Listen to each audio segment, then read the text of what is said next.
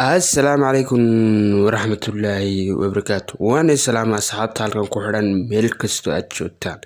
Salaanka bacdi muuqaalkeena wuxuu ku saabsan yahay qiso runtii cajiib ah.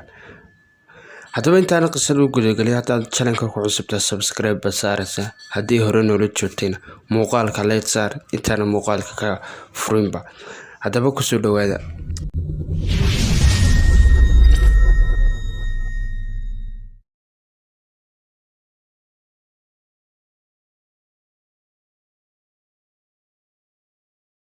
saaxiibayaal soo dhawaada mar kale. Qisadeenan waxay ka dhacday wadanka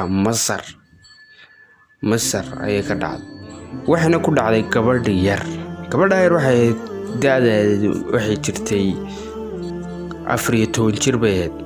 Waxaana soo korisay walaasheed ka weyneed bila noolad, balse walaasheed waxa ay ahayd gabadh aan naxariisan inantii reer qaab aad iyo aad u naxdin leh ugu soo korisay. way dili jirtay dabcan ubadkana lama dilo, way dili jirtay gurigeega u diri jirtay haduu nolol silacaaba yaraanteedii ku soo qaadatay ilaa ay ka soo gaadhay 16 jir.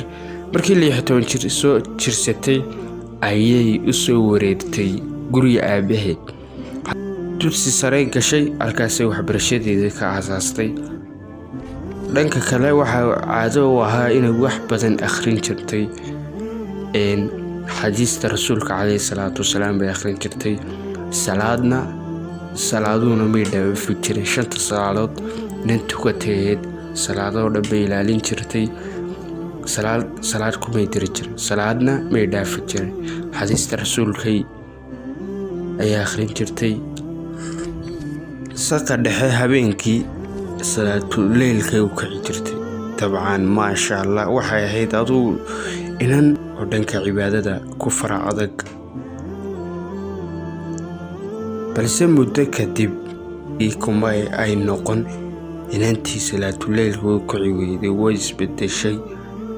intaasna waxa u sii dheereed waxa ay ahayd inan aanan dadka la hadlin oo xidhan asxaabna ma laha.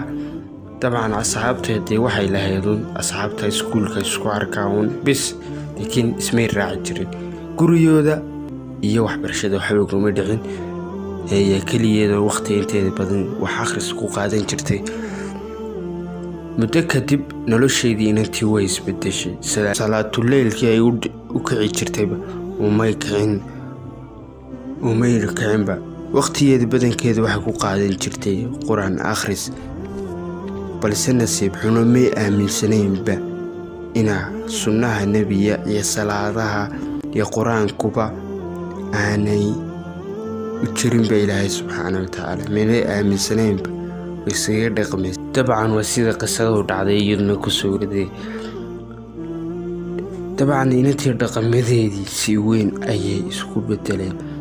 markay qoslayso waxay u qoslisay sida ragga, sida markay tallaabsanayso sida ragga ayay u tallaabsan jiray sidii askarta militariga ah. inantii qaabka kan bay la soo baxdo oo qaabkii ragga soo shabaha. dabcan tan inanta waxaan ku tilmaami karnaa wajina ka boode.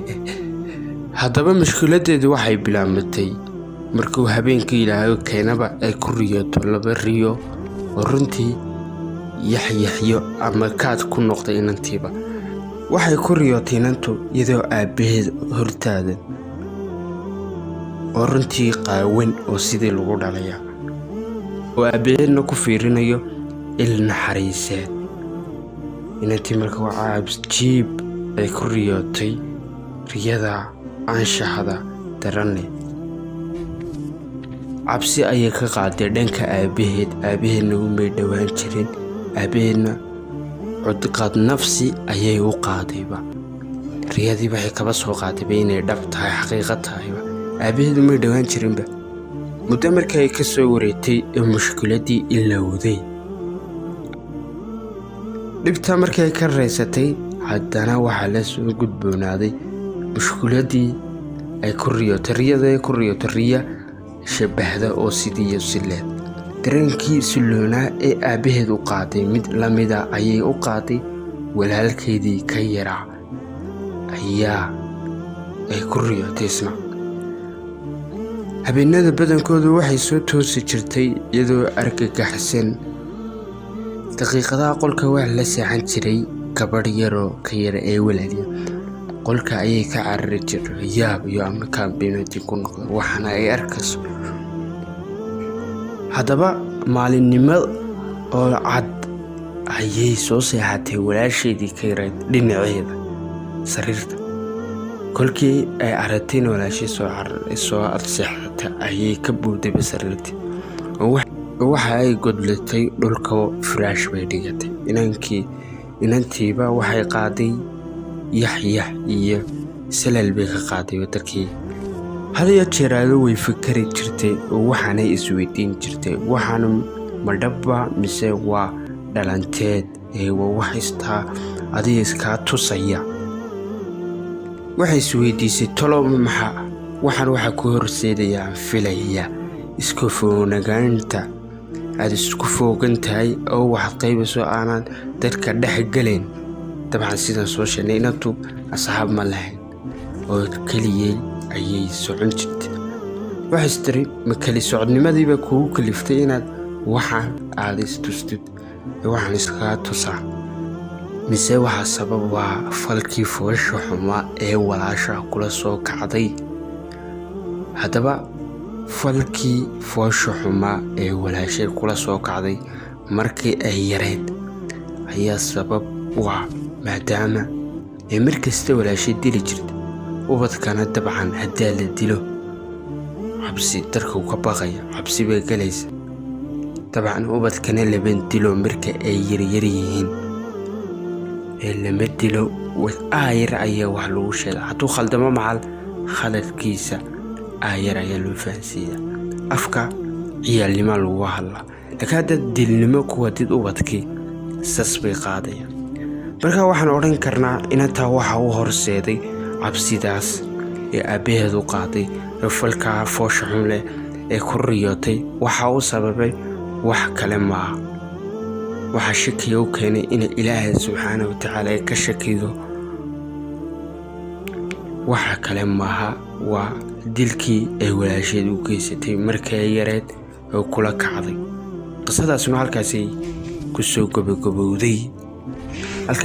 gabagabowday bal waxaa ka faa'iiday komitidan ugu reeb.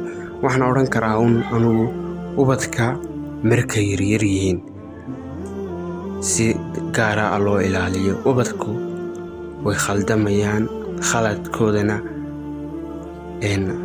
si yaroo ciyaalku had iyo jeer markay ciyaarayaan way isfahmaan. markaasi ciyaalnimo lagu hadlo. laakiin haddaad dishid ilmihii hadhow sas buu qaadaya wuxuu ku dhacaysaa neerfayaashaas wax noqonaya markaad dhangada la dhacaysid jirkiisa nabaradaas ay ku sawiraysaa hadhow markuu weynaado nabaradiibu soo xasuusanaya. marka waxaan odhan karnaa qisadaasu runtii cibro qaadasho mudan bay inoo tahay. soomaali ahaan ubadkeenna way dilnaa hadday nahay soomaali. hooyooyinka qaar baa jira ubadka si xun ula dhaqma. mid kale ubadka waxaa jira hooyooyin ku dhaha erayo niyaddooda dilaya. marka erayadana qaara laga ilaaliyo ubadka si wacana loo xanaaneeyo inta yaryihiin ee da'da ay ka soo gaadhayaan 15 jir. allah si wacana loo ilaaliyo inta da'da ka hooseeya. qisadan waxaad ka faa'iiday komitidan ugu reebisa. haddaad halkan ku cusub tahayna subscribe ba saaraysaa. haddii hore noola joogtayna muuqaalka leed ba saaraysaa si dad badan u gaaro. inta muuqaalka xiga isugu imanno waxaan iga tegayaa ammaano allah. wassalaamu calaykum waraxmatullaahi wabarakaatuh.